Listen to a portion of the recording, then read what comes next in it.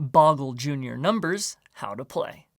The object of the game is to give your child a chance to learn, practice, and improve their number skills and simple computation. Set out the tray, blocks, and cards. There are 10 ways to play, each with various complexity. First, familiarize the child with the number blocks. Then, play a pregame called What's the Number? Roll one of the number blocks and have your child tell you what number it is. After a while, roll 2 blocks and position them together and have the child tell you the number.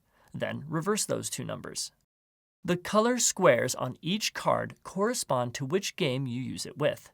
Games 1 to 4 all use the purple cards. In Game 1, arrange the purple cards so they are all facing the same way and numbered from lowest to highest. Put them in the tray with the cover open so the answer is revealed.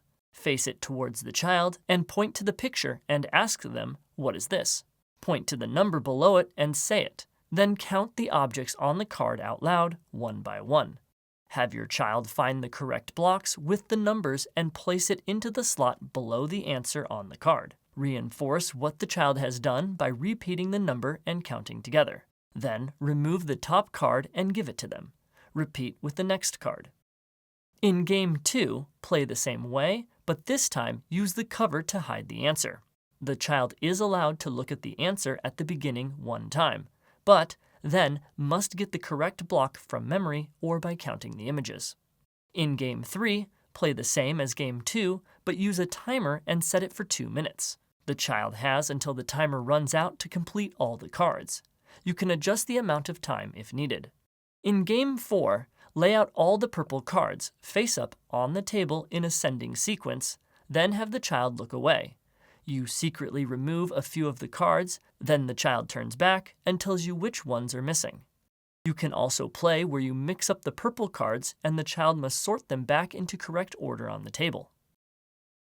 Game 5 uses the cards with the gray question mark squares.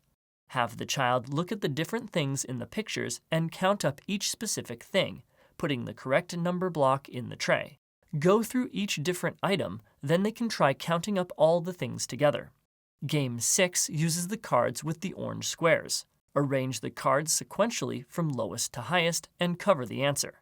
The child counts the images while seeing the numbers and gaining exposure to addition, placing their block in the tray and removing the cover to see if they are correct. Game 7 uses the cards with the yellow squares.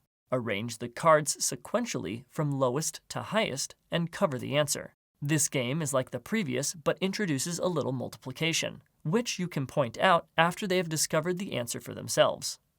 Game 8 uses the cards with the blue squares. Stack the cards in any order and use the cover.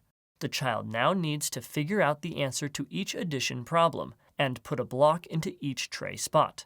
For an added challenge, use a timer. When done with a card, show the child the pattern in the answers.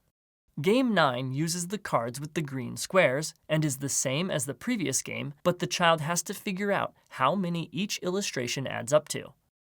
Game 10 uses the cards with the pink squares. Stack the cards in any order and use the cover.